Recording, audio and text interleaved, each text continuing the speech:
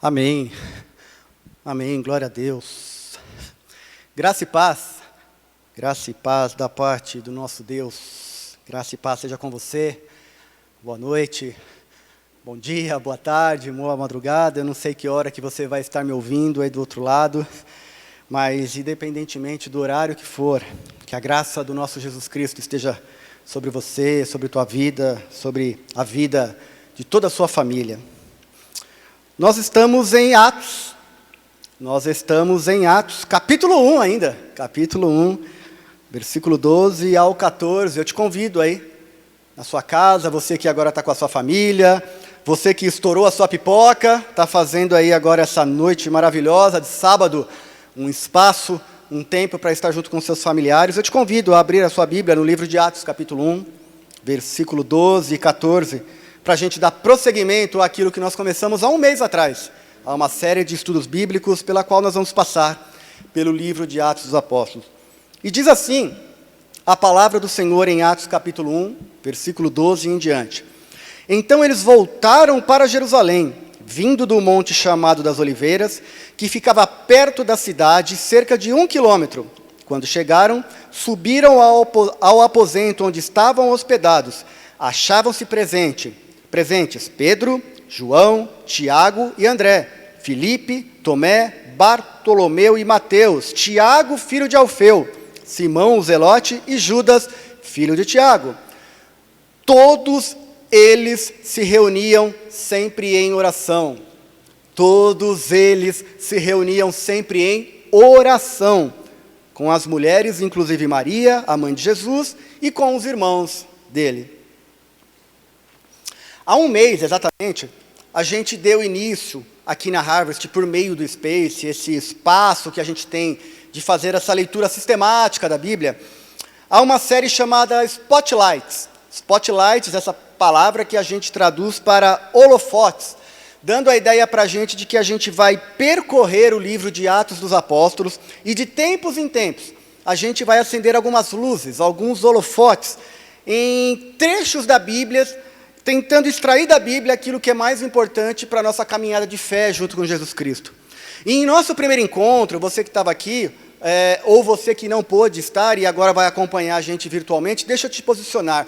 No nosso primeiro encontro, o pano de fundo daquilo que a gente leu e daquilo que a gente estudou, foi um tema teológico chamado História do Cristianismo ou História da Igreja Cristã. E a partir desta história do cristianismo, a gente tentou situar o momento histórico, filosófico, político e religioso daquele que estava escrevendo esse livro de Atos dos Apóstolos, para que a gente pudesse entender o que é que estava acontecendo na época dele que o levou e o impulsionou a escrever uma biografia a respeito da igreja de Jesus. E a gente viu que Lucas é o autor desse livro dos Atos dos Apóstolos. Aliás, ficou muito claro para a gente, e isso totalmente embasado nos teólogos das mais variadas facetas, de que Lucas, na verdade, ele escreveu um único livro. E este livro, pelos motivos que a gente explicou na oportunidade anterior, este livro foi dividido ao meio pela Igreja Católica, e aí você passou a ter na sua Bíblia o que você hoje encontra como o Evangelho de Lucas e o livro de Atos dos Apóstolos.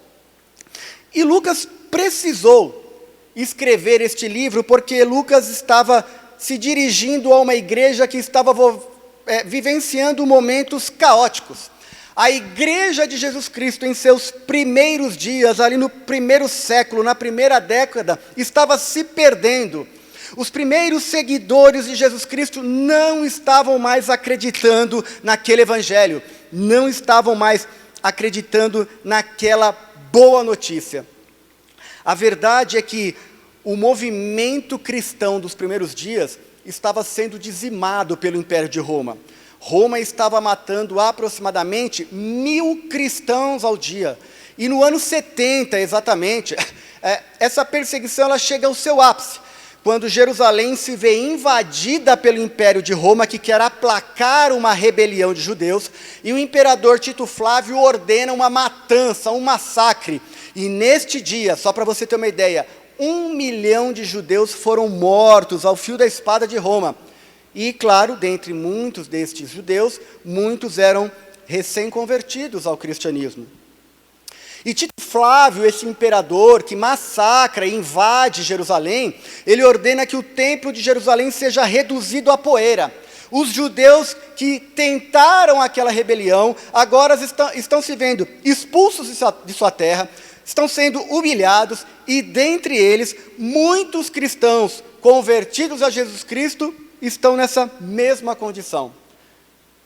Você consegue imaginar esta situação da igreja de Jesus dos primeiros dias? É a igreja que está seguindo o movimento de Jesus na terra, mas é uma igreja que, enquanto persegue os caminhos de Jesus, que segue os seus ensinamentos, é uma igreja que está sendo massacrada, é uma igreja que está sendo dizimada, milhares, milhões de cristãos estão sendo mortos. E aí, começa a borbulhar na mente desses cristãos uma série de dúvidas e de frustrações, e as duas principais falamos no encontro passado. Havia na mente dos cristãos uma frustração messiânica. Será que esse Jesus que veio à terra, que apareceu, que andou por aqui, prometendo que instauraria um novo reino, o reino de Deus, ele era de fato o Messias? Que tipo de libertação ele trouxe, que ao invés de nós nos vermos agora libertos do poderio de Roma, nós estamos, na verdade, completamente submissos a estas armas de Roma? E a segunda grande frustração que borbulhava na cabeça ali dos cristãos dos primeiros dias era: será que esse Jesus Cristo volta? Uma frustração apocalíptica, porque ele falou que ele ia e voltaria, mas ele não volta. Nós estamos sendo perseguidos, dizimados, as nossas filhas estão sendo estupradas pelo exército de Roma, os nossos filhos estão sendo escravizados por Roma, nós não temos mais casa, nós vamos ter que morar em caverna nas montanhas, não temos amigos, negócios, nós não temos mais vida. E onde está esse Jesus que falou que voltava? Não volta, não volta e não voltou, não aparece mais no cenário da história, foi embora. Esse Jesus parece que mentiu para a sua igreja, para os seus seguidores. Acontece, queridos, que esta invasão romana, que causou esse espalha-barata de judeu para o mundo afora, foi, na verdade, um grande tiro no pé do Império Romano. Porque quando eles foram expulsos de Jerusalém, esses judeus, e muitos deles recém-convertidos ao cristianismo, vão povoar as mais variadas partes da terra, vão para a Ásia, vão para a África, vão para a Europa, vão para o Oriente, todos os cantos. E aí, a história do cristianismo, a história do movimento de Jesus, que estava tão sufocada ali em Jerusalém, passa a ser conhecida em muitos lugares. E Roma começa a entrar em desespero, porque Roma quer que somente um Deus seja adorado, e o Deus é César. Mas agora Roma está vendo o império inteiro ser tomado por uma nova notícia, por uma boa notícia, por um evangelho, e as pessoas estão deixando de adorar César para adorar um tal de Jesus de Nazaré. E isso vai se espalhando até que no ano 325, surge na história de Roma um imperador chamado Constantino. E esse imperador está vendo o avançar avassalador do cristianismo em todo o Império Romano, e aí ele tem uma ideia: eu vou falar para todo mundo que eu também me converti a esse tal de Jesus Cristo. E ao se converter ao Evangelho, Constantino traz para dentro dos muros do Estado de Roma a religião de cristianismo. Constantino faz do movimento de Jesus Cristo a religião do império. E agora Roma volta a dominar novamente todos os lugares geográficos, não somente pelas armas, mas também pela religião. E esta religião, a religião do império, que agora é também cristão, esta religião precisa dar lucro para o império. E surgem as tais indulgências. A igreja cristã de Roma começa a vender salvação. Quer ser salvo? Paga, compra. Quer perdão de pecados? Pague, compre, oferte, faça sacrifícios, caminhe, faça orações, compre a sua salvação. Então, já que o cristianismo agora é a religião oficial do império, e já que agora Roma, entre aspas, também adora Jesus, nós podemos então autorizar a construir o primeiro templo. Então veja, estamos agora no ano 327 da era cristã, e até então não existia templo evangélico, porque era proibido, porque só se podia adorar a César. Qualquer outro templo construído no Império Romano que ousasse adorar outra divindade qualquer, era destruído. E agora no ano 327, Roma fala, podemos construir o primeiro templo cristão, Roma também agora é cristã. E este primeiro templo cristão, ele é construído a partir de sugestões de arquitetura que é dada por Helena. Helena é a mãe do imperador Constantino. Só que Helena era admiradora de templos pagãos. E aí ela ordena que o primeiro templo cristão vai ter que ter as mesmas arquiteturas dos templos pagãos de Roma, de Grécia e da Síria. E nesse primeiro templo cristão, então eles construíram uma plataforma elevada, mais ou menos como essa que eu estou aqui, e deram o nome desta plataforma de altar. E no centro desta plataforma eles colocaram uma cadeira, e esta cadeira se chamava cátedra. Portanto, no templo cristão, construído pelo Império Romano, construído pelo imperador Constantino, o bispo, o pastor ou quem quer que fosse pregar, deveria subir ao altar e se assentar na cátedra. Por quê? Porque daria a todos os presentes a impressão de que aquilo que se está falando dentro da igreja, se está falando a partir de uma cátedra, está falando a partir de um trono, como se estivesse fazendo reverência ao trono de Roma, e também ao trono de Deus. E esses bispos então estão assentados às cátedras, com o sol voltado para suas faces, de forma que ele se torne uma pessoa iluminada pelo sol, porque Constantino, ao aceitar Jesus, ou dizer que aceitou Jesus Cristo, ele também continuava a adorar o Deus Sol. A verdade, queridos, é que eu estou fazendo essa introdução para te dizer que a igreja do primeiro século, o movimento de Jesus Cristo, desde o momento que ele subiu aos céus e não voltou, o cristianismo passou duramente a ser deturpado, não somente pelos poderes imperiais de Roma, mas também por uma série de heresias que foi adentrando a igreja. Lembra? Jerusalém é invadida, e aí é judeu para tudo quanto é lado, é pena para todo lado que voa. Judeus vão para todos os povoados da terra, e ao chegarem nesses povoados, eles davam de cara com muitas religiões existentes naqueles locais. E cada uma das suas religiões tinha os seus ídolos, tinha os seus rituais, os seus templos, os seus sacrifícios. E os crentes estão chegando nos povoados, o evangelho está avançando, e quando vão chegando em povoados, vão sendo fundadas algumas comunidades cristãs, e essas comunidades cristãs começam a ser profundamente afetadas pelas religiões locais. As heresias começam a questionar essa verdade, este evangelho, essa história de Jesus Cristo.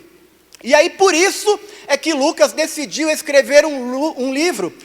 A história de Jesus estava se perdendo, era muita heresia, não havia quase nada escrito, não tinha livros, não tinha texto, não tinha nenhuma tese, não tinha tratados que defendessem a história de Jesus. E não é à toa que nesse período da história cristã surge um movimento chamado patrística, que quer dizer pais da igreja. Um movimento em que surgem cristãos profundamente impulsionados pelo Espírito Santo de Deus para dizerem não às heresias, para escreverem textos, tratados e mais tratados em defesa do Evangelho. Então surge uma heresia lá, questionando a divindade de Jesus, levanta-se um mártir, levanta-se um padre, levanta-se um pai da igreja, desse movimento patrística, para escrever e defender a divindade de Jesus. Falam mal, falam que o Espírito Santo não existe, levanta-se uma pessoa, um pai da igreja, uma pessoa da patrística, para defender, e assim, textos e mais textos, tratados e tratados vão defendendo a trindade, a ressurreição, a humanidade de Jesus, e surgem esses homens que são qualificados hoje pela teologia como os mártires da igreja, porque eles morreram defendendo o evangelho de Jesus. E aí você tem homens tremendos, você tem Justino de Roma, você tem Ambrósio de Milão, você tem Leão Magno, Eusébio de Cesareia, Gregório de Nissa, e talvez o mais importante de todos eles até os dias de hoje, um tal de Agostinho, lá da cidade de Hipona, na África, que ficou conhecido como Agostinho de Hipona, muito mais conhecido entre nós atualmente como Santo Agostinho. E o Lucas, que também pertence à patrística. Aliás, deixa eu fazer aqui um adendo. Todos os apóstolos pertencem à patrística, todos os apóstolos fazem parte deste movimento que defende o Evangelho. O Lucas também escreve o seu tratado. E a primeira parte desse tratado diz respeito à defesa da história de Jesus Cristo. E a segunda parte desse tratado diz respeito a uma defesa da história dos atos dos apóstolos de Jesus Cristo. E a história que Lucas conta para a gente, logo após que Jesus Cristo foi embora, foi aos céus, é que ele deixou uma ordem aos seus seguidores. Fiquem em Jerusalém e aguardem. Aguardem. Não tomem decisões, não façam nada. Vocês primeiramente serão capacitados a fazer tudo o que vocês precisam fazer. Mas antes disso, aguardem, esperem. Diria uma amiga minha, Luísa, uma frase assim, não é bagunçado não, viu? Não é bagunçado, tem ordem, e a ordem para vocês é, façam o que eu estou mandando, esperem em Jerusalém, porque do alto vocês serão capacitados. E a pergunta é, como é que eles deveriam esperar? Havia uma angústia naquela igreja. Eles deveriam esperar nos termos do capítulo 1, versículo 14 do livro de Atos, que eles se reuniam sempre em oração. O crente aguarda esperando. Portanto, eu penso que diante de muitas das possibilidades de a gente fazer leituras na Bíblia, e nesses 2 versículos que a gente leu hoje, eu penso que uma das formas de nós interpretarmos a Bíblia é que o texto hoje está falando para a gente sobre oração. E eu amo essa polissemia da Bíblia, que nos dá a oportunidade de olhar para um texto e falar sobre oração, ou falar sobre esperança, ou falar sobre espera. Mas eu quero falar hoje sobre oração. Então, enquanto lá no nosso primeiro encontro, mês passado, o tema, o panorama de fundo da nossa mensagem foi história cristã, história bíblica, história da igreja, e eu fiz até agora uma introdução do que a gente falou no space anterior. Hoje eu quero te dizer que o pano de fundo daquilo que vamos falar é doutrina bíblica. Doutrina, Marcião? Hoje a gente precisa falar sobre oração. E a pergunta inicial que eu quero te provocar, você que está me assistindo aí no sofá da sua casa, no celular, no banco do seu automóvel, no seu trabalho, a pergunta é, para que a gente ora? Por que oramos?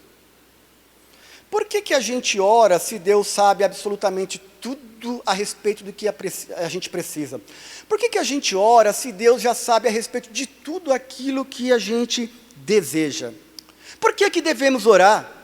Se a gente sabe que Deus conhece o que precisamos, se Deus conhece o que desejamos, se Deus conhece as nossas circunstâncias, as nossas realidades, as nossas necessidades, por que é que a gente tem que ficar orando para Ele? Por que a gente deve orar se no fundo, eu e você temos a absoluta convicção de que Deus vai fazer sempre no final das contas a vontade dEle, porque a vontade dEle é que deve permanecer sempre. Ora, deixa Deus fazer o que Ele quer fazer. Não adianta a gente ficar orando, porque na verdade, Deus tem um plano, e esse plano é eterno, e Ele vai colocar esse plano em curso, que a gente ore, que a gente não ore. Deus vai fazer a vontade dEle. Afinal de contas, quem é entre nós, entre mim e você que está me assistindo, que tem audácia suficiente para chegar diante de Deus e falar, Deus, espera um pouquinho aí, me dá um minutinho da tua atenção. Eu acho que o Senhor não planejou bem aqui. Eu estou vendo aqui que parece que vai chover, mas eu estou analisando a circunstância, Deus. Estou analisando todos os fatos que eu acho que o Senhor não analisou muito bem, e eu estou achando que não é hora de chover, Deus. Daqui a pouco vai começar o culto, os irmãos vão chegar, a rua vai estar cheia de água. Não é hora de chover, Deus. Portanto, muda essa ideia do Senhor aí. Quem é que teria coragem de fazer isso diante de um Deus Todo-Poderoso? E embora algumas leituras das Escrituras Sagradas me informem, me sugerem, que parece que a oração mudou a ideia de Deus. Por exemplo, Deus está a fim de acabar com aquele Israel que saiu do Egito e que está agora no deserto idolatrando deuses. E Deus fala para Moisés, vou acabar com todo mundo. E Moisés se joga aos pés do Senhor e ora e suplica e fala, não faça isso, Senhor, por favor. E parece que o texto me sugere que Deus mudou de ideia. Mas Me parece que a partir do Novo Testamento, a partir da aliança em Cristo, a oração que faz com que Deus mude de ideia, não me parece me fazer muito sentido. Esse tipo de oração que fala para mim que eu vou fazer com que Deus mude de ideia, não me parece nada razoável, porque quando eu chego na primeira carta do evangelista João, no capítulo 5, versículo 14, ele deixa para a gente bem claro que quando a nossa oração é feita segundo a vontade de Deus, Ele então nos ouve. Então a gente fica nesse dilema. Para que a gente vai orar? Por que oramos? Por que precisamos orar se na verdade Deus sabe de tudo que precisamos e no final das contas Ele vai fazer mesmo a vontade dEle, não a nossa? Bom, eu penso que para responder a esse tipo de questionamento a gente precisa passar por uma total mudança de paradigma a respeito do que é a oração. Sabe, queridos, eu me peguei estudando sobre esse tema e lendo diversos teólogos e diversos livros, e me parece que a gente tem uma concepção errada a respeito da oração. Parece que erroneamente nós somos ensinados que Deus responde à oração e, portanto, quem ora é a causa primária de um fato, e porque eu orei, Deus vai responder.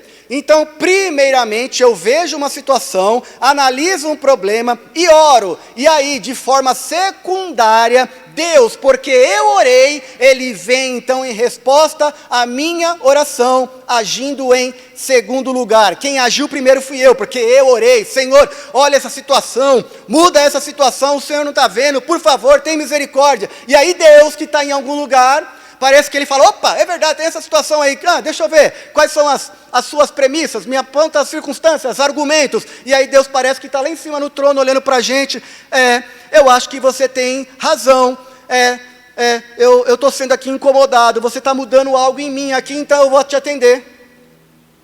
Parece que a oração que nos ensinaram é uma oração que tem uma lógica equivocada, em que nós somos ativos, e que Deus seria reativo à nossa oração, como se Deus estivesse então passivamente, e nós pensássemos, se eu orar, eu sei que Deus vai fazer alguma coisa. Parece que deram para a gente uma falsa compreensão de que Deus continua lá em algum lugar, e Ele está parado, está fazendo nada, está contemplando, está olhando para a terra, e aí de repente os crentes entram em oração, e aí importunam a Deus, e aí porque eles importunam a Deus, Deus parece que agora vai decidir fazer alguma coisa. Como se nós tivéssemos a possibilidade de cutucar a Deus a respeito de algo que está acontecendo aqui na terra, e parece que Ele não está dando muita atenção. Vocês já ouviram alguns chavões, alguns clichês gospel dizendo assim, é a oração do crente que move a mão de Deus. Será, queridos? Será que a nossa oração tem o condão de mover a mão de Deus? Será que a mão de Deus em algum momento está parada? Bom, parece-me que a maneira que a gente vem compreendendo a oração é de que a gente está muito preocupado, a gente aqui está muito ocupado com tudo que está acontecendo, Deus está sossegado, esperando ser motivado por orações. Acontece que quando eu olho para a Bíblia Sagrada, eu sou informado de que Deus está o tempo todo, 24 horas por dia, 7 dias por semana, absolutamente comprometido em fazer aquilo que Ele deseja fazer o tempo todo, queridos. Quando eu olho para a Bíblia, eu vejo que Deus está absolutamente agindo, ocupado, interessado. Deus está comprometido com a sua vontade, mais do que isso. Deus está fazendo a sua vontade, e aí segura no seu sofá, quer você ore ou quer você não ore. Então a gente chega agora diante de um paradoxo da oração. Porque independentemente de nós orarmos ou não, Deus vai continuar no governo de todas as coisas. Independentemente de nós orarmos ou não, Deus vai continuar fazendo aquilo que Ele quer fazer. Independentemente de nós orarmos, Deus vai prosseguir comprometido com a sua vontade. Então, para que é que a gente ora? Para que oramos? Bom, lendo todo o contexto do livro de Atos dos Apóstolos, porque não dá para ter pregação versiculista, pega um versículo e prega sobre ele. Não, já diz o pessoal da exegese, né, que texto fora de contexto vira pretexto. Mas a leitura completa que me detive a respeito do livro de Atos dos Apóstolos, diz que a resposta mais plausível à pergunta por que oramos, nós oramos para que nós sejamos contados entre os cooperadores do plano de Deus. E aí muda tudo. Agora muda absolutamente tudo. A oração não é um meio pelo qual você vai colocar Deus em ação, e não é um meio pelo qual a sua ação vai se dar de forma alienada à vontade de Deus. A verdade, querido, é que a oração é a maneira pelo qual Deus quer nos incluir naquilo que Ele está fazendo. Deus quer nos instrumentalizar para as ações que nós vamos realizar aqui, mas de acordo com a vontade dEle. Queridos, a causa primeira do evento, o Pentecoste, que nós vamos ver daqui a alguns episódios, capítulo 2 do livro de Atos, a causa primeira de acontecer o derramar do Espírito Santo de Deus, não é a oração daqueles que estavam orando no cenáculo.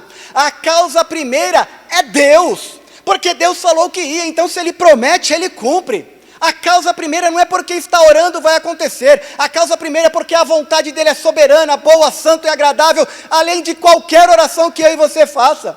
Deus promete, você espera e Ele vai cumprir, e você espera como? Espera orando. Espera orando, para quê? Para que quando Deus fizer aquilo que Ele vai fazer, Ele conte com as pessoas que estejam perseverantemente orando, e aí Ele pega essas pessoas e inclui nos seus planos. E como é que a Bíblia conta isso para a gente? Bom, para você ter uma ideia, quando Jesus Cristo ressuscita, a Bíblia conta para a gente, lá em 1 Coríntios, capítulo 15, versículo 6, que Cristo apareceu a aproximadamente 500 pessoas, nos 40 dias que Ele permaneceu aqui na terra. Mas acontece que no dia do derramar do Espírito Santo, apenas 120 pessoas estavam orando. 120 é o número de cristãos que foram contados como ajoelhados para serem incluídos no plano de Deus. Deus tem planos, e para esses planos, queridos, Deus vai pegar pessoas para que esses planos continuem o curso dele. E Deus está procurando pessoas para quê? Para capacitar pessoas a participar do plano de Deus. E quem é que Ele vai incluir? Deus vai incluir quem for contado como de joelhos, quem estiver ajoelhado, quem estiver orando. Queridos, a oração daquelas 120 pessoas as inseriu nos planos de Deus. O plano teria andamento, quisesse ou não quisesse a humanidade. Estivessem ou não estivessem orando aquelas 120 pessoas, mas Deus percorre os olhos por toda a extensão da terra, e de repente Ele encontra 120 pessoas e diz, é ali que eu vou colocar em curso o plano de redenção que eu tenho, ali tem pessoas de joelhos, é ali que eu vou derramar o meu Espírito Santo. E aí Deus cumpre a sua promessa, não necessariamente pelo fato de que eles estavam orando, mas cumpre porque é da índole de Deus, cumpre porque é do caráter de Deus, cumpre porque Deus está empenhado com a sua promessa, com o seu nome, com sua glória, e quando Ele fala que vai fazer, Ele faz, quando Ele promete, Ele cumpre. É por isso que, por exemplo, você olha para o livro de Daniel, capítulo 9, mais especificamente ali no versículo 2, você encontra um fato extremamente extraordinário. A Bíblia diz que Daniel está com o povo de Israel no cativeiro da Babilônia, e Daniel se apega naquele momento a ler as profecias do profeta Jeremias. E quando Daniel está lendo Jeremias, Daniel descobre que há uma voz que falou a Jeremias, e Jeremias profetizou dizendo que o cativo da Babilônia duraria 70 anos. E Daniel, quando ele se depara diante disso, ele fica completamente assombrado com essa informação, porque ele ainda não tinha tido acesso a essa voz falando com ele. E eu te pergunto, queridos, se por um acaso Daniel não tivesse orado, quantos anos duraria o cativo da Babilônia? 70 anos. Por quê? Porque Deus já tinha falado por meio do profeta que duraria apenas 70 anos. E se duraria 70 anos, por que é que Daniel orou? Porque se ele orasse ou não orasse, iria acabar, não iria? Exatamente iria. Então, por que ele orou? Ele orou porque justamente quando ele leu as Escrituras, ele descobriu que o cativeiro ia acabar, descobriu que havia um plano em curso, tinha um plano em andamento, e ele disse, 70 anos, vai acabar, está acabando, e quando acabar, eu quero ser encontrado como aqueles que estão de joelhos, porque eu quero ser contado entre aqueles que vão sair do cativo. E Daniel então ora, Senhor, me inclui nos teus planos, Senhor, me inclui nos teus planos. Deixa eu te falar uma coisa, que é a libertação das tuas dificuldades, do teu cativeiro. Primeira lição, vai ler a Bíblia Sagrada, queridos, porque na Bíblia Sagrada você vai encontrar uma voz que vai falar ao teu ouvido, está acabando o seu cativeiro, vai orar, porque se eu te encontrar em oração, eu te incluo nos meus planos. Da mesma forma você olha para Mateus capítulo 3, você encontra João Batista, que está pregando no deserto, arrependam-se porque é chegado o reino de Deus, arrependam-se e preparem o caminho para o Senhor. Queridos, se João Batista não anunciasse aos homens a vinda de Jesus Cristo, se João Batista não anunciasse aos homens de que era preciso aplanar os caminhos para que Jesus chegasse, eu te pergunto, Jesus entraria ou não entraria na Palestina? Certamente. Entraria, por quê? Porque a palavra de Deus tinha uma promessa nela escrita, dizendo que na plenitude dos tempos, Jesus nasceria de uma mulher, e não interessa se na plenitude dos tempos a Palestina estivesse ou não estivesse preparada, Jesus ia entrar da mesma forma, do mesmo jeito. O que eu estou querendo te dizer, queridos, é que diferente daquela ideia infantil da oração, de que parece que eu tenho que orar para colocar em Deus em movimento, o que eu estou querendo dizer para você é que Deus está em absoluto movimento na história, e Ele está fazendo muitas coisas, mais que isso, Ele está desejoso em fazer muitas coisas, mais que isso, Ele está na verdade cumprindo o que Ele prometeu, e para cumprir o que Ele prometeu, Ele está buscando pessoas que estão de joelhos, pessoas que não querem ficar fora daquilo que Deus está fazendo e que vai fazer. Não esquece que ao fim do cativeiro, ao fim dos 70 anos ali na Babilônia, nem todo mundo voltou. Tem uma turma que foi lá para a Babilônia, e quando eles chegaram lá, eles entraram no financiamento da Caixa Econômica Babilônica. Teve outros lá que aderiram lá ao programa Meu Deserto, Minha Vida. E saíram pagando prestações, financiamentos em parcelas de 70 anos. E quando chegou ali mais ou menos 60, 65 anos, que eles tiveram a notícia de que o cativeiro está acabando, eles não queriam perder o investimento que eles fizeram, estão pagando há muito tempo. O outro construiu uma padaria, prosperou, tem comércio, e ele está pensando, voltar para Jerusalém, para aquela cidade arrasada, muros derrubados, nem templo tem lá. O que eu vou fazer em Jerusalém? Vou ficar na sinagoga, aqui na Babilônia. Aqui eu prosperei, não vou voltar para lá. E muita gente ficou, queridos. Na verdade, a Bíblia vai informar para a gente que a maior parte ficou, e da Babilônia voltou apenas um pequeno punhado, que a Bíblia chama de o remanescente de Israel. Mas entre esses poucos israelitas que saíram da Babilônia e voltaram para Israel, havia um homem que pensava diferente. Este homem se chamava Daniel.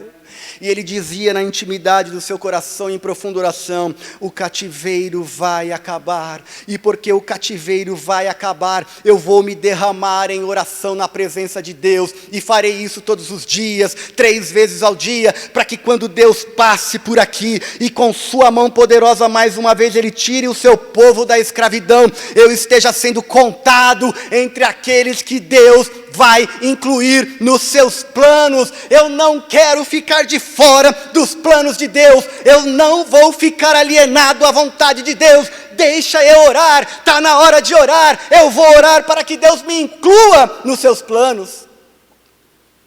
A oração, queridos, a oração é um instrumento pelo qual o fiel seguidor de Jesus Cristo não consegue ficar indiferente à presença dEle. A oração é aquela que faz com que o seguidor de Jesus Cristo, que quando Jesus passa, ele sente. Quando Jesus fala, ele discerne a voz. Quando Jesus se aproxima, ele arrepia todo. Quando Jesus está próximo, ele é transformado, ele é curado, ele é regenerado, ele é transformado numa nova criatura. É exatamente essa oração que eu vejo nesses versículos do Atos 1, capítulo 1, versículo 14, que faz com que eu e você sejamos incluídos no plano da redenção.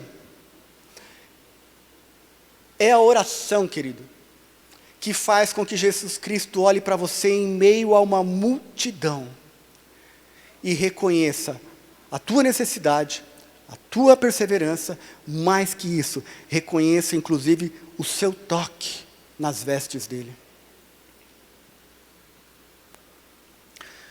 E o que está acontecendo então aqui no capítulo 1 do livro de Atos dos Apóstolos? Por que é que eles estão orando? Eles estão orando justamente para que quando o Espírito Santo se derrame, eles sejam incluídos neste plano de Deus. Márcio, e se eles não orassem? O Espírito Santo se derramaria? Certamente. Da mesma forma, sobre toda a carne. Mas os que não estivessem de joelhos, os que não estivessem rendidos em oração, sequer notariam a presença divina e maravilhosa do Espírito Santo. Mas como é que você fundamenta isso que você está falando, Márcio? Bom, tem uma passagem que é extraordinária na Bíblia, que está no livro de Atos, e essa passagem me mostra tudo a respeito da oração. Atos capítulo 19. A Bíblia diz que Paulo, apóstolo, está chegando na cidade de Éfeso. E quando Paulo chega ali na cidade de Éfeso, ele se volta àquela comunidade cristã que está fundada naquele lugar e faz uma pergunta extraordinária: vocês já receberam o Espírito Santo? E aquela comunidade começa a olhar uns para os outros e se perguntar: do que é que você está falando, Paulo? Eu estou falando se vocês receberam o Espírito Santo. O Espírito Santo veio, se derramou. Vocês já o receberam? E aquela comunidade desesperada olha para Paulo e fala: mas a gente nem ficou sabendo que ele veio. A gente não ficou sabendo nada disso, ninguém falou nada para a gente. Por que ninguém falou para a gente? Por que não nos convidaram para esta festa pop? Ao que o Paulo vira para aqueles crentes de Éfeso e diz: sim, Jesus já veio, já se derramou sobre toda a carne, se manifestou, e aqueles que foram contados como estando de joelhos perante Deus, em profunda oração, foram cheios da presença do Espírito Santo. E a Bíblia conta para a gente que os moradores de Éfeso se desesperaram porque eles não estavam de joelhos, porque eles não foram contados como aqueles que estavam orando, e eles não conseguiram ser incluídos no plano de Deus. Ao que Paulo disse-lhes: eu vou orar por vocês, porque vocês estão muito atrasados, o Espírito Santo já se derramou faz muito tempo. E por que eles estão tão atrasados, queridos? Porque do dia do derramamento do Espírito Santo até o dia em que Paulo chega em Éfeso para pregar o Evangelho de Jesus, se passaram 13 anos. 13 anos haviam se passado e aquela comunidade de Jesus Cristo não tinha a mínima noção de que a promessa do Espírito Santo havia sido cumprida. Não sentiram. Não sentiram quando ele desceu, não falaram em novas línguas quando ele se manifestou, eles não foram cheios da presença do Espírito Santo quando ele se derramou. Por quê? Porque eles não foram contados entre os 120 que estavam ajoelhados em profunda oração. Igreja do Senhor Jesus Cristo, o que o texto está a revelar para a gente hoje é que a falta de oração sua faz com que você não se inclua nos planos de Deus e que Ele está colocando no andamento da história da igreja. A oração é intimidade com Deus e não faz nenhum sentido Deus incluir alguém em seus planos com quem Ele não seja íntimo. 13 anos se passaram do Pentecoste e tem uma igreja, tem uma galera lá em Éfeso que nem sabia da presença do derramamento do Espírito Santo aqui na terra. Então é por isso que a gente ora, pessoal. A gente não ora para que Deus faça alguma coisa, mas que ao estar fazendo alguma coisa, Deus nos inclua naquilo que Ele está colocando em movimento. E naquilo que Ele vai continuar fazendo ativamente na história, porque Ele prometeu, e Ele fará. E você não pode se permitir ficar fora dos planos de Deus. Para que oramos? Não oramos para que Deus faça alguma coisa. A nossa oração não é para que Deus faça alguma coisa em resposta àquilo que estamos pedindo. A nossa oração não é para colocar Deus em movimento. Nós oramos para que quando Deus fizer, misericordiosamente, Ele nos inclua em seus planos. Nós deveríamos orar: Deus, não te esqueças de mim.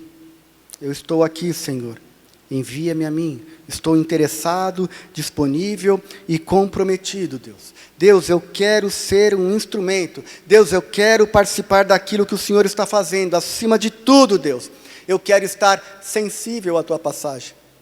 Para que quando o Senhor passe por aqui eu veja, para que quando o Senhor passe por aqui eu me arrepie, para que quando o Senhor passe aqui eu discirna a Tua voz, para que quando o Senhor passe aqui eu veja no Senhor a imagem de Deus, a imago Dei, a imagem de Deus, a semelhança do Deus Altíssimo. Essa, queridos, essa é a atitude de oração que nos inclui nos planos de Deus. E aí quando você lê Atos 9, você é informado de que Deus está incluindo uma pessoa muito importante nos seus planos. Atos 9, versículo 10 mais precisamente, tem uma história muito extraordinária. Deus está falando com um homem chamado Ananias. Está dizendo: Ananias, sai daí onde você está, vai lá na rua conhecida como Rua Direita, entra na casa de um homem chamado Judas, e lá você vai encontrar uma pessoa, ela se chama Saulo, e tem um apelido de Tarso, e ele está orando. Deus tem um plano para realizar, e Ele está percorrendo os olhos dele, e Ele encontra Saulo de Tarso, e Saulo de Tarso está orando. Queridos, Deus está agindo na história, não é a tua oração que move a mão de Deus. E Paulo está orando, Saulo está orando, e não está reclamando, não está resmungando. Por que ele estaria reclamando, Márcio? Porque ele está cego. O encontro com Cristo que ele teve no caminho para Damasco o desnorteou completamente. Saulo agora não é ninguém, é um cego, está sendo acolhido na casa de estranhos, não tem mais nada, mas uma coisa ele estava fazendo, estava orando. E a pergunta que novamente vem nesse sermão: Deus tinha ou não tinha um plano? Sim, óbvio. E qual era o grande plano de Deus? O evangelho precisava ir para o ocidente todo. Deus precisava fazer de alguma forma com que o evangelho agora chegasse à Itália, à Espanha, a Roma. E iria ou não iria chegar? Certamente. Então Deus tem um plano. E Deus vai colocar esse plano em ação, e Ele está olhando, e de repente Ele encontra uma pessoa adequada. Ali uma pessoa adequada, Paulo, é fariseu, é estudioso, conhece as Escrituras, estudou aos pés de Gamaliel, conhece várias línguas, é cidadão romano, é cidadão judeu, está ali, e tem mais, está orando, pronto, achei o cara, é esse.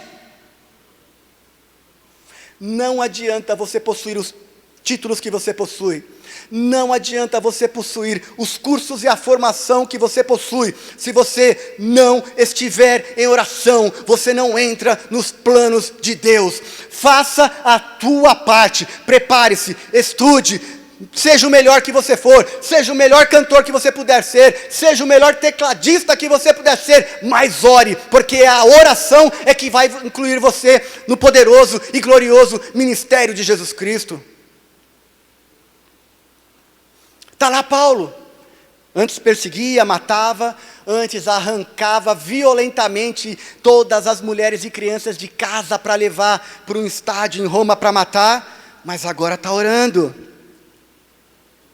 Queridos, Deus não estava longe lá no céu, sem se importar comigo, sem se importar com a humanidade, sem se importar com os cristãos que estavam sendo perseguidos por Roma. Deus não estava lá no céu sem fazer nada, Ele estava agindo na história, escrevendo dia a dia as estratégias do seu plano redentor, e nós não podemos ficar de fora deste plano. Portanto, queridos, dobre o seu joelho e ore,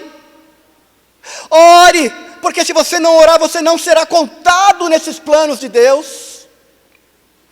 Deus está completamente comprometido a espalhar o seu evangelho por toda a terra, e a pergunta que eu faço para você, faço para mim: nós queremos participar desse plano? Nós estamos capacitados e instrumentalizados para esse plano? Porque uma coisa eu te afirmo hoje, querendo você ou não, orando você ou não, o evangelho vai alcançar a todo este mundo. Ô Ananias, oi Senhor, vai lá na rua direita, Ananias. Pois não, o que o senhor quer que eu faça? Tem um camarada lá chamado Saulo, ele está orando, e porque ele está orando, Ananias, eu quero incluí-lo nos meus planos. E Ananias sai da sua casa, vai lá, encontra Saulo, e ora por ele, o batiza, e Saulo sai dali de acordo com a história de livro de Atos, para ser o maior missionário, o maior pastor, que muda a história do relacionamento da humanidade com Deus em todo o Ocidente. Deus está agindo na história. Deus não está parado. Deus está trabalhando dia e noite, fazendo a sua vontade. Inclusive Jesus, no capítulo 5 do livro de João, diz: o meu Pai trabalha até hoje, e eu trabalho também. Quando me deparei em estudar esse tema, encontrei uma citação de Dallas Willard, esse teólogo, filósofo americano, que diz que a oração é uma conversa com Deus a respeito daquilo que nós estamos fazendo juntos. Olha que linda essa citação de Dallas Willard. A oração é uma conversa com Deus a respeito daquilo que nós estamos fazendo juntos. Como se dissesse: Senhor, eu sou o teu cooperador para fazer aquilo que o Senhor quer fazer. E é isso que o livro de Atos me sugere. Eu tenho uma filha que eu estou tentando criar, com 16 anos, a Isabela. E de vez em quando eu me apego orando: Senhor, dá para me dar um minutinho aí, Senhor? Queria falar a respeito dessa menina aqui. Tem umas coisinhas que eu gostaria que mudasse nela aí, Senhor. E eu começo a dizer para Deus: Senhor, eu queria que o Senhor transformasse aqui, que o Senhor ajustasse aquilo ali. Como se Deus estivesse lá parado, sem se preocupar com a Isabela. E aí, por causa da minha oração, ativamente, eu toquei num Deus que era passivo, e Ele acorda dizendo: puxa, é verdade, tem a Isabela. Mas eu preciso, e eu posso orar de uma forma completamente diferente. Eu posso dizer: Senhor, eu estou aqui muito preocupado com a Isabela, mas eu sei que o Senhor está muito mais preocupado do que eu. Eu estou interessado de que a minha filha evolua, Senhor, e cresça em sabedoria, em estatura, mas eu sei que Tu és um Deus que está muito mais interessado em abençoá-la. Eu sou um pai que até onde eu posso eu olho, eu fico de olho, mas eu sei que os teus olhos percorrem a vida da minha filha por toda a terra, Senhor, inclusive onde eu não posso estar. E eu sei que o Senhor, muito mais do que eu, deseja abençoar e transformar a vida da minha filha à imagem e semelhança do seu filho. Então, Senhor, eu quero me colocar à tua disposição. Eu quero me colocar, Senhor, à tua disposição como cooperador deste plano que o Senhor tem para minha filha. Como é que eu faço, Senhor, para cooperar com tudo aquilo que o Senhor quer fazer na vida da minha filha? É outra oração, queridos. E me parece que me faz muito sentido quando eu assim oro e aprendi a orar, me parece fazer todo sentido que após eu orar, eu fique quietinho, eu me cale e apresentando ali a Deus o meu silêncio, eu fico esperando, quietinho, que de alguma forma Ele fale à minha consciência a vontade dEle. A vontade de como é que Ele quer que eu me inclua nos seus planos. Ao que Deus me diria mais ou menos assim: ô Márcio, tudo bom? Realmente, rapaz, eu estou aqui, estou de olho nela. Ela não escapa ao meu olhar. O tempo todo eu estou de olho nela. E tem realmente umas coisinhas aí que eu queria acertar e eu já ia pôr agora esse plano em ação. Aliás, eu já estava percorrendo a terra, procurando alguém que se disponibilizasse a entrar nos meus planos para atuar na vida dela. E já que você se disponibilizou, orando, já que você quis se colocar nas minhas mãos para ser instrumento meu, é você mesmo que eu vou usar para abençoar a vida da Isabela. E aqui, queridos, aqui um cuidado muito extremo na nossa oração. Um cuidado esplendoroso. Porque você já pensou se Ananias ouve a voz de Deus, vai lá e ora por Saulo, e ora por ele, e ele vai lá, e quando chega lá, bota a mão na cabeça do Saulo, e fala: olha Saulo, estou aqui, e conforme Deus me ordenou, eu vim orar por você, e tu sabes, né Deus, esse camarada aqui não é brincadeira não, esse cara saiu bufando lá de Jerusalém, e ele saiu de lá para matar todos os crentes, todos os cristãos, para perseguir todo mundo, portanto Deus, agora eu oro, e Pai, agora eu peço que o Senhor faça assim assado na vida do Paulo. A partir de agora, inclusive, eu determino que a vida do Paulo seja assim, seja assado. Eu profetizo que ele seja assim, assado. Já viu gente orando assim? Eu fico imaginando o anjo lá do lado de Deus, olhando para Deus assim, falando: haja paciência, hein, Pai? Haja paciência desses crentes o tempo todo querer ficar mandando no Senhor aí, dizendo para o Senhor como é que o Senhor tem que agir. Ao que Deus amorosamente responderia ao anjo: eu os compreendo. É o jeitinho dele se preocupar com o próximo, com os irmãos, com os parentes, com os filhos, com as pessoas. A verdade é que, passado 2000 anos que meu filho foi lá, eles ainda não entenderam que eu sou um Deus, que eu estou trabalhando o tempo todo, e que eu estou agindo o tempo todo, que eu continuo agindo na igreja de Damasco, na igreja de Éfeso, na igreja de Jerusalém, na igreja de Antioquia, continuo operando a minha vontade na igreja da Harvest Field de São Paulo. Eles ainda não entenderam que eu estou comandando a história o tempo todo, que eu estou em movimento. Mas Ananias é um servo de Deus que conhece a Deus, e ao se dirigir àquele local, por ser instrumento de Deus, ao invés de orar a sua oração, ele faz a oração que Deus determinou. Ananias, vai lá, ora, porque ele é um instrumento meu. Ele está cego, ele precisa voltar a enxergar. E ele entra naquele lugar e diz: irmão Saulo, segundo a vontade de Deus, volte a enxergar e seja cheio do Espírito Santo. Ponto. A oração não é algo que a gente usa para colocar Deus em movimento, porque Deus está em movimento. A oração é a nossa entrega voluntária das nossas vidas, para que Deus nos inclua naquilo que Ele está fazendo, porque Ele está em movimento. A oração, queridos, nos sugere a suplicar um Deus que nos use, que coloque em nossas bocas aquilo que Ele quer dizer, que coloque em nossa vida as atividades que Ele quer que a gente realize, porque é Ele que conduz todas as coisas. Portanto, a oração é essa forma como a igreja se instrumentaliza para que ela seja utilizada por Deus. John Stott diz que era Deus quem conduzia a igreja de Atos dos Apóstolos, e não a oração desta igreja que determinava o que Deus devia ou não fazer. Portanto, a oração, quando eu leio algo desse tipo, me parece que, embora a oração inclua o falar com Deus, a gente precisa entender que a oração inclui muito mais o nosso silêncio diante de Deus. E é por isso que Jesus Cristo nos ordena: querem orar? Querem orar? Sejam discretos. Querem orar? Sejam silenciosos. Querem orar? Entrem no quarto de vocês, se fechem, tranquem as portas, não façam como os fariseus, que ficam orando nas esquinas, em voz alta, para que todo mundo perceba que ele está orando, de que ele é um crente fiel, de que ele é um crente cheio do poder e do Espírito Santo. Na verdade, aquele fariseu já tem o reconhecimento, a sua recompensa, e qual é? O mero aplauso. Aquele fariseu da esquina, o que ele está esperando é aplauso dos homens. Está orando de forma espalhafatosa, mas Jesus Cristo não. Jesus Cristo, quando nos ensina a orar, fala: entra no teu quarto, entra no teu secreto, e o Deus que te vê em silêncio secretamente, Ele vai te recompensar. Aleluia! A oração que Jesus ensinou, queridos, é um momento em que, muito mais do que te ouvir, Deus, Ele te vê. Ele vê a forma piedosa, como se você se coloca ali à disposição dEle, em silêncio, para ser instrumento dEle na história. Oração é falar com Deus? Sim, é verdade, mas muito, muito mais que isso. É apresentar a Deus o nosso silêncio, para que Ele fale com a gente, e a gente então entenda que Ele quer nos incluir num plano dEle.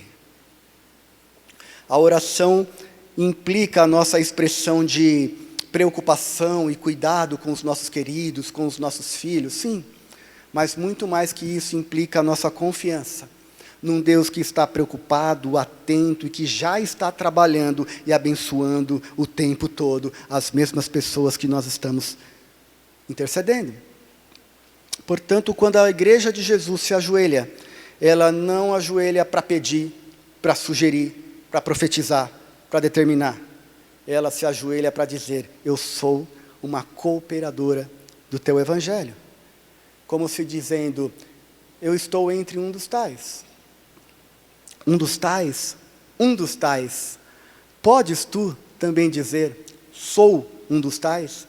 Que hino maravilhoso da harpa cristã, tão antiga, mas que fala tanto aos nossos corações.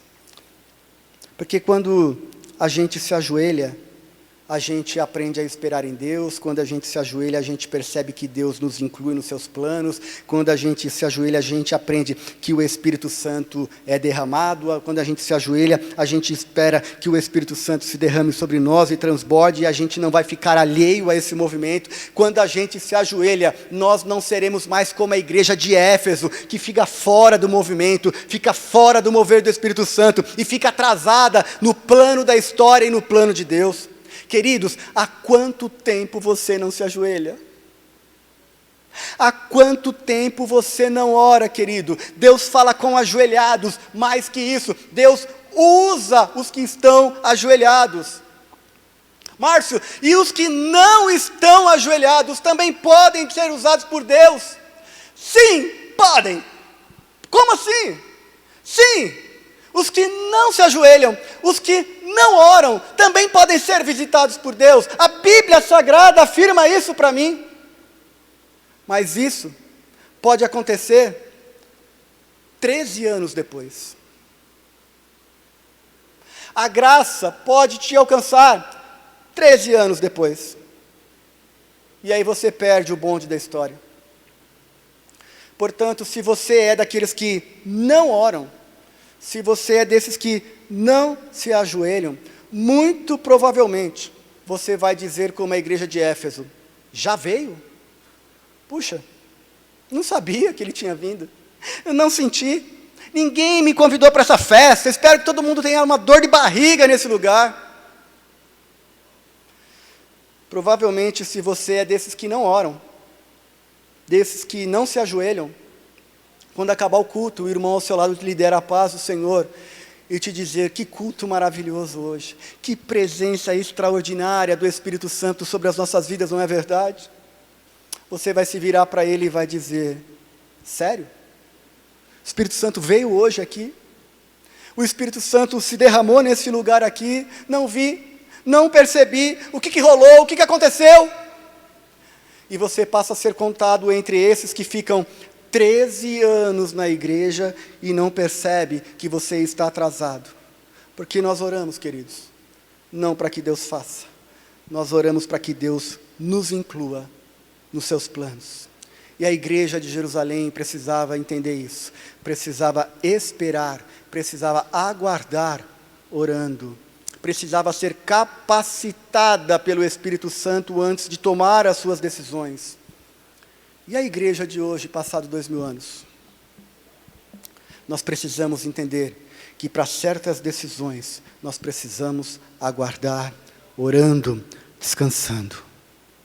Então eu te convido a entregar este seu fardo pesado hoje, colocando-se à inteira disposição do Espírito de Deus para que Ele continue agindo e permita que você participe daquilo que Ele vai fazer. Deus mudou de endereços, querido. Deus mudou de endereço. Deus não é buscado mais lá fora.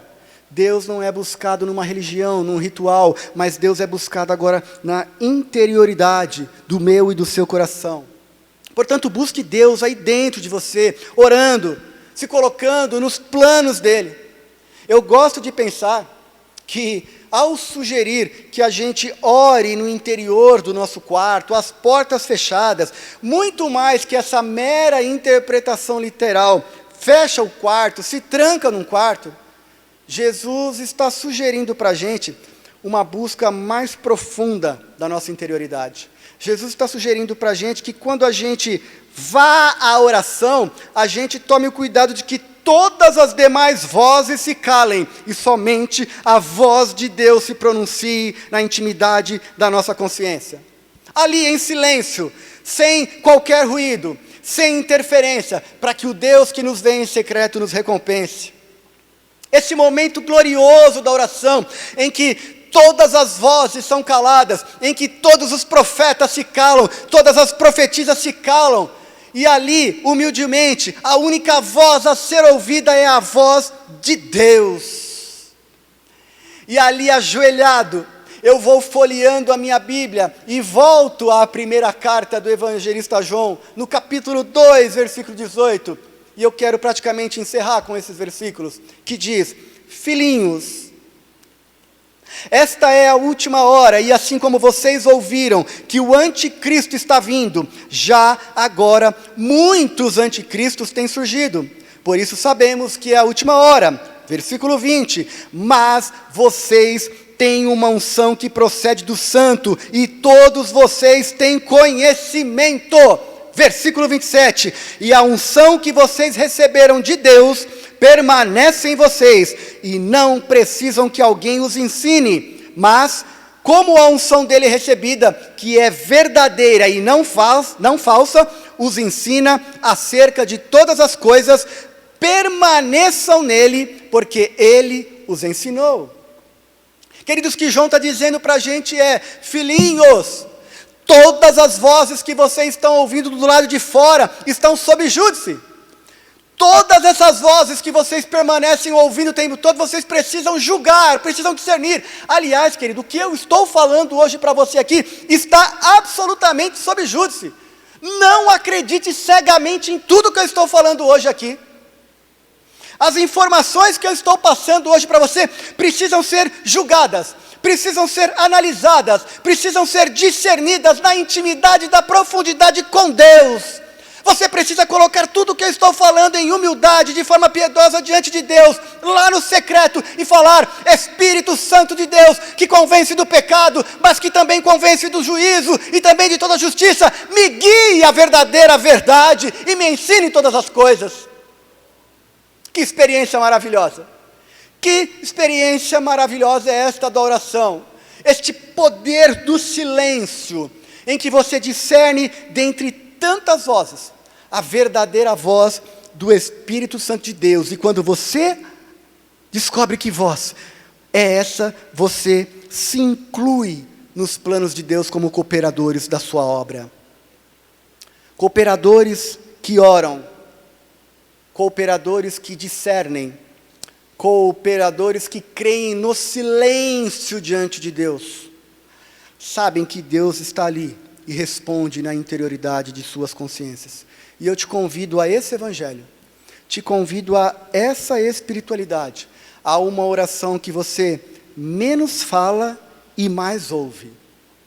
Por que oramos, queridos? Oramos para ouvir, não oramos para falar.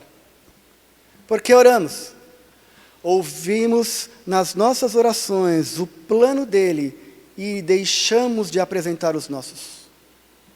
Por que oramos? Oramos não apenas para sermos ouvidos, mas principalmente para ouvir em silêncio. Eu quero te convidar a essa oração magnífica que eu aprendo aqui no livro de Atos dos Apóstolos.